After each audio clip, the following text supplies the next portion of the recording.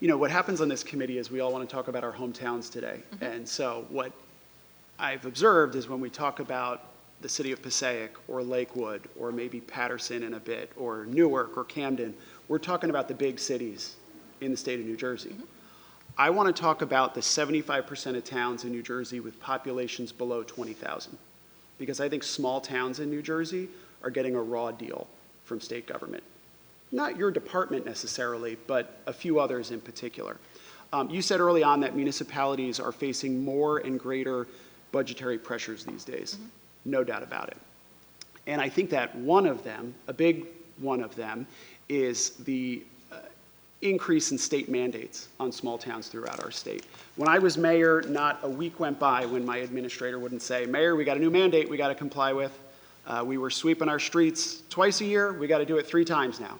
That means we need a new capital investment, or we got to have a new additional shared service, and we got to pay for the labor and the maintenance and everything else." That's a budgetary pressure.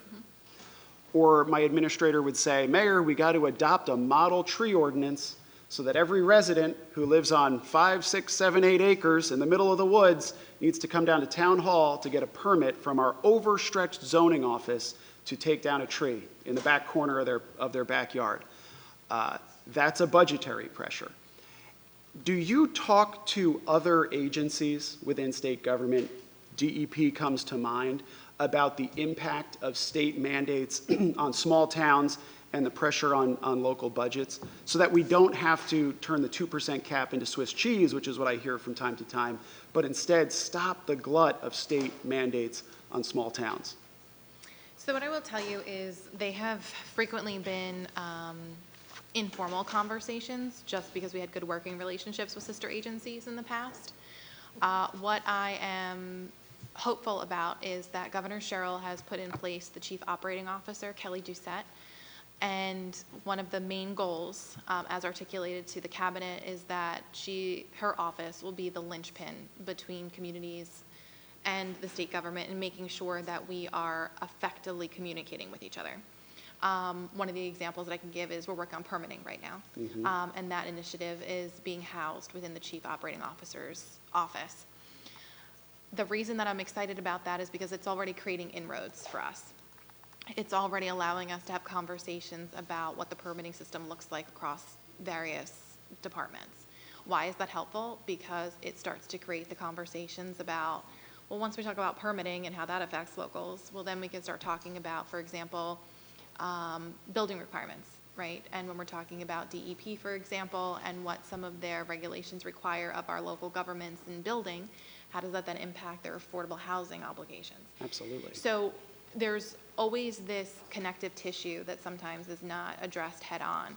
So I think that Governor Sherrill and her creation of the Chief Operating Officer is actually going to create the framework for us to develop those catalysts of conversations that are really necessary for us to make sure that there's a whole of government approach. What I can tell you is DLGS is often the canary in the coal mine, right? We're hearing what's going on with our local governments around the state. That's right. Yeah. And then we've always taken the initiative to reach out to our sister agencies to have conversations.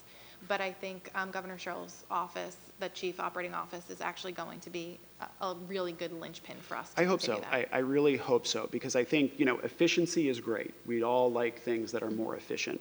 But I think, turning off the spigot of additional mandates will go a long way toward that, because that, in my mind, and what I've observed among the 32 small towns I represent, is that it's these additional state mandates that sometimes come out of the blue. I mean, we did not expect the model tree ordinance to come along. That's going to affect the bottom line of a small town budget, and that's going to have a direct impact on property taxes. So the solution is not to add yet another exception to the 2% cap, because then what's the point after a certain while?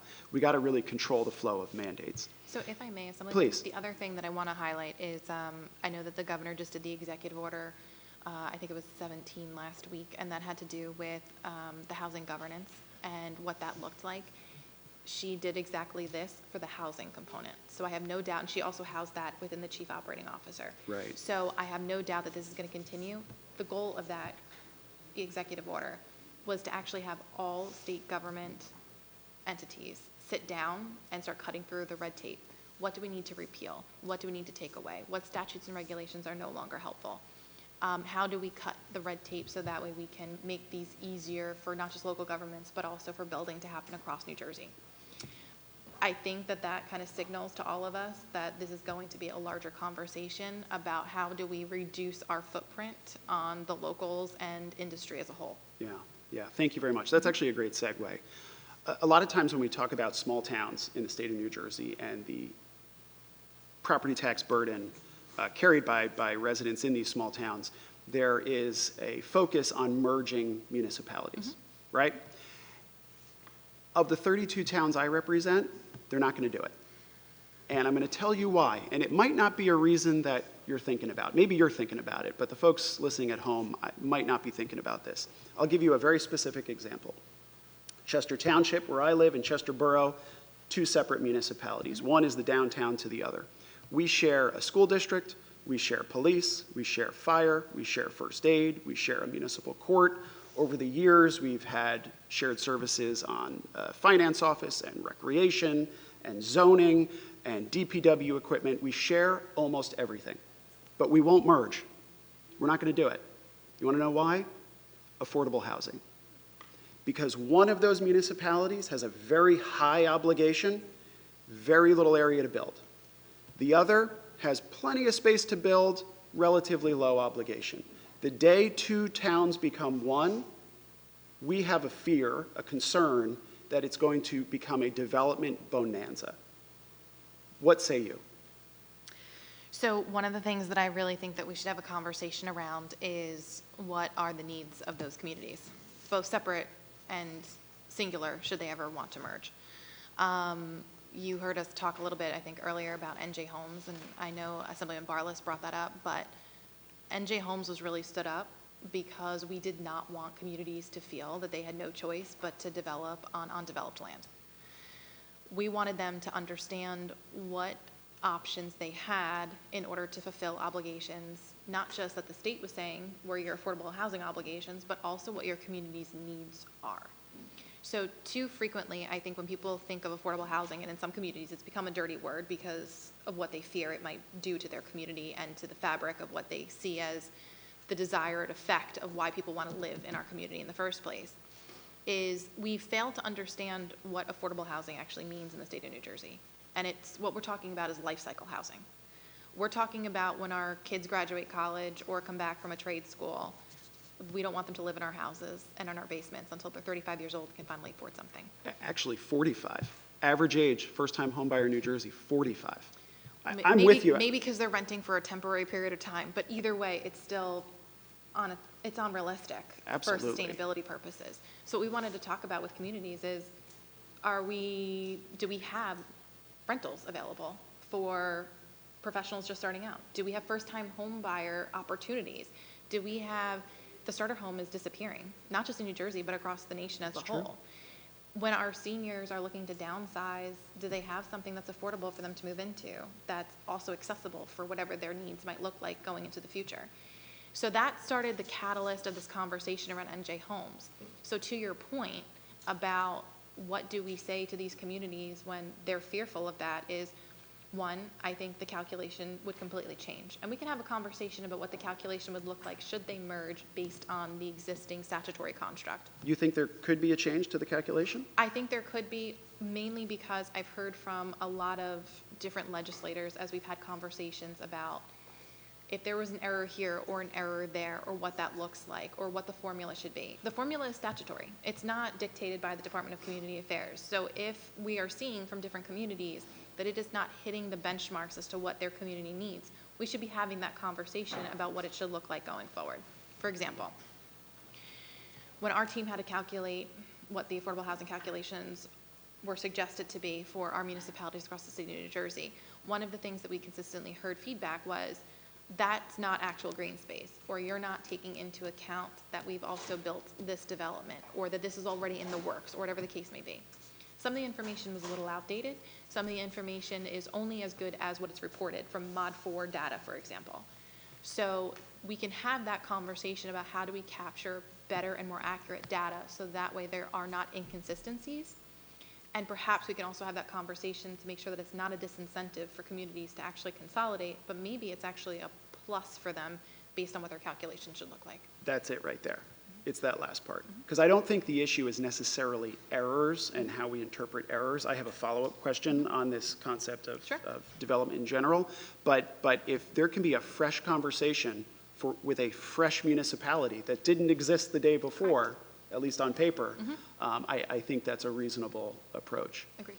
So let me go further on this. About 194 towns in New Jersey have no developable land, yet they still have affordable housing obligations, 146 of them with prospective need obligations. I come back to Chester Township, where I was mayor.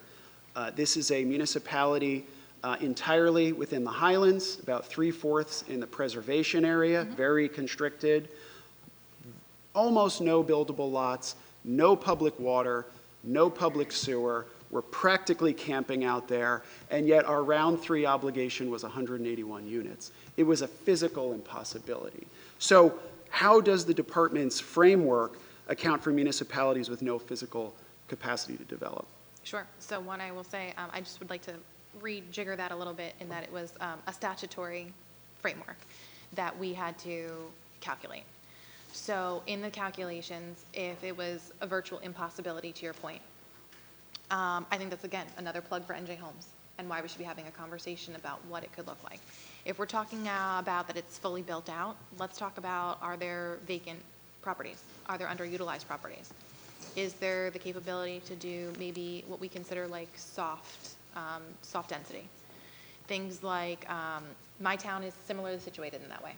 We have no real developable land left. When I had a conversation with my council members, we had a conversation about, at first, they really disliked the idea of accessory dwelling units. Why? Because they thought it was going to be a bonanza for folks to do Airbnbs. We're a coastal community. I said, well, then let's have that conversation because you can put in an ordinance that says it's not for short-term rentals. Sure. When we had that conversation, they were like, well, that's great, because I said to them, you know, we have some folks in town who have maybe children with developmental disabilities or parents who are aging, and we want them to live very close, maybe on our property, but have some sort of privacy. Accessory dwelling units are an ability to do that. When we started talking about, we also had a structure in our downtown in our community. And what we did was we had a builder come in, and then we negotiated and had some like the town, had conversations with them, and they agreed to put 3 condo units above that downtown building. Again, only making it like a 2 to 3 story complex, but enabled us to have prospective. We have no current need, but it was for prospective. So our town was just trying to be a little more proactive. I hear what you're saying, 181 units is a lot. So doing some of these smaller infill things might not always be like the easy solution. Right. But I think that goes back to maybe there should be a conversation that we can have about were certain things not factored in to what the statutory construct was for us to continue those calculations. And then we can have a conversation about what was missed in there, right? Now that we have real life examples to look at, perhaps that is an area for a conversation. Okay. A lot of conversations. I like conversations. I think communication is key in making sure that the legislation is going to be the best it can be. Well, as a matter of fact, you talked, I'm switching gears here. Sure. You talked about a bigger conversation around transitional aid. What are some of your ideas? What should transitional mean transitional? Is this a 1-year, 5-year, 10-year thing? Give us some of your ideas for this conversation on transitional aid. So I think that's part of the dilemma that we face at the department when we are talking about transitional aid. It's right there in the title. It's supposed to be transitional in nature. Some of the communities have been able to literally transition off of it. I wouldn't say quickly, but they transitioned off of it. Maybe it was like a 5 to 10 year stint. It all depends on the community individually, right? What their structural issues are. Did they have a one-time rateable loss that we just need to kind of build out of? Is it that they have had extraordinary blight, I should say, that they maybe had a very large exodus of folks. They have a lot of vacant properties, economic development's not coming back. Maybe they did lose a huge rateable, and then all those other things are now facing them. Salem City is a good example, right?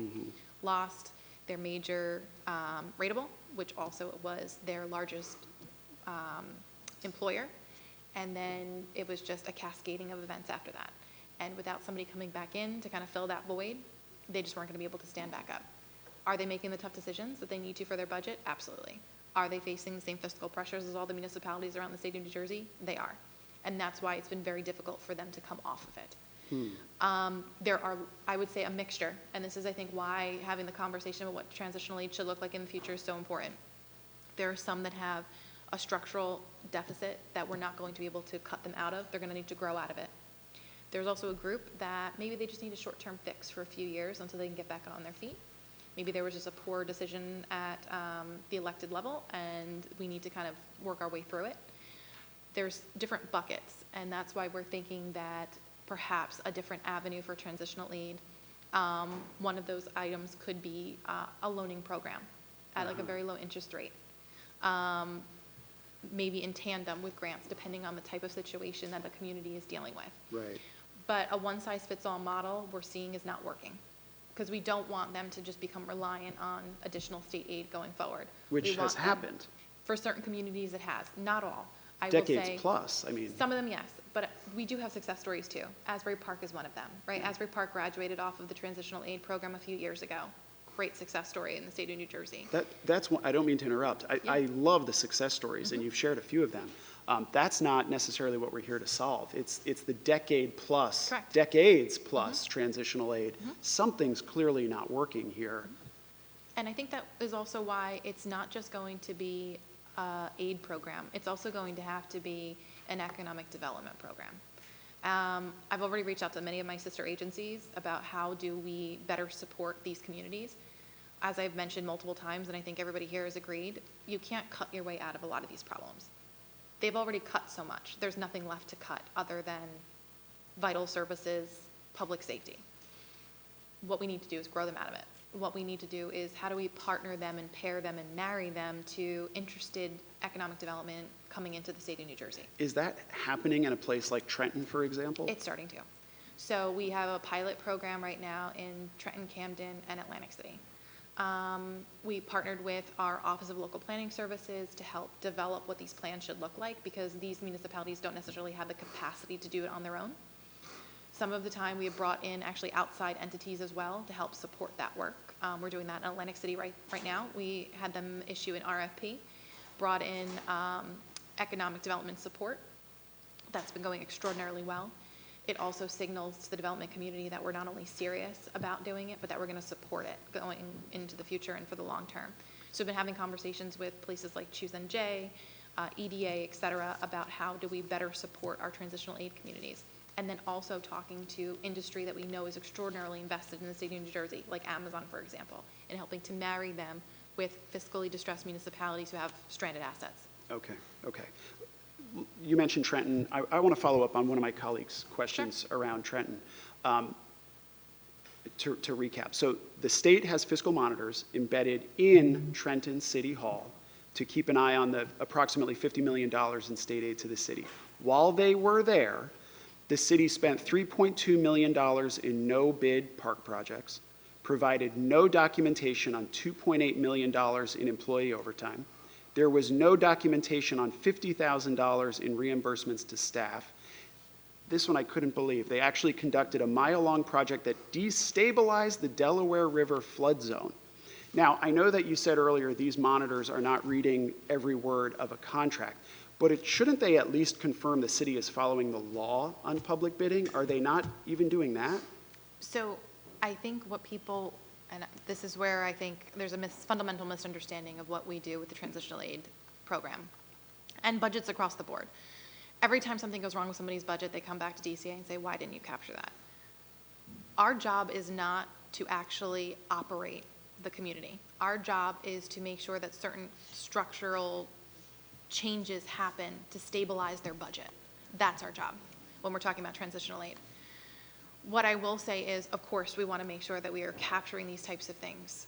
Once we found out about it, once we heard about this report, once we saw what was going on in the media, of course, we engaged with the municipality, with the city, and then we started putting different guardrails in place to make sure that this would not happen again and baking it into their transitional aid MOU. But we do not read every contract. We do not oversee every public works project that goes through there, not every park project that goes through there. That is not our role.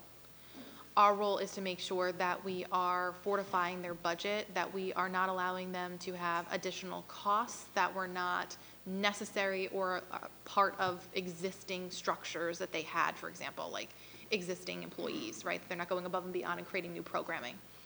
And if they are, why and how is that going to benefit their budget or the long-term fiscal stability of their community? Got it. So just to be clear, we do not look at every facet of the government. We do provide technical assistance as well. So once we see that there are, for example, maybe their Department of Public Works is not operating efficiently, we will bring in our DPW expert to help build up those efficiencies. We do that with police, fire, everything municipal government related. So it's on the efficiency side, not on the way that DPW goes out to bid, or not? So if they are standing certain things up and they'll be going out to bid, then we would assist with it. But if it was just part of their normal course of action and day-to-day operations in business, we're not embedded into their day-to-day operations on every aspect of local government work.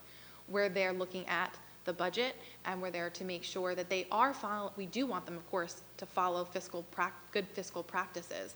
And many of those have already been included into the MOU. Unfortunately, usually government is reactive. So often what we're doing is we are looking at where have there been issues in the past, and if we've seen them in this community or in other similarly situated communities that are also on transitional aid, we've embedded those. That's what I'd love to know more about, and this is my last question.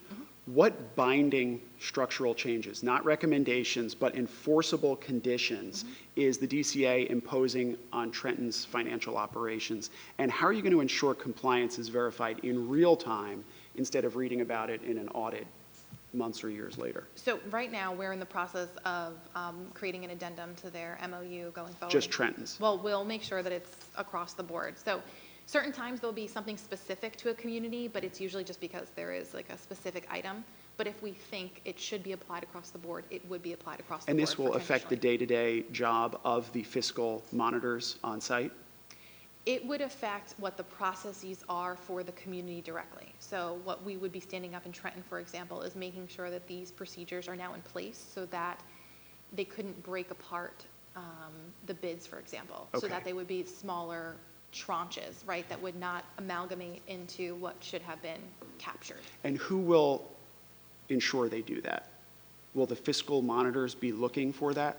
What we would do is it's either going to be the fiscal monitor or, for example, it would then have to be like baked into, for example, like their auditor taking a look at it, their finance office taking a look at it. We would make sure that those processes are now stood up to monitor them going forward. But the whole goal is that we're not the ones consistently doing it. It's that the good practices stood up that every other community does already adhere to, right? That those checks and balances are in place going forward. So that way we don't need to be the eyes all the time. Got it. But yes, at the outset, that's what would need to happen. Thank you very much, Commissioner. Thank you, Chair.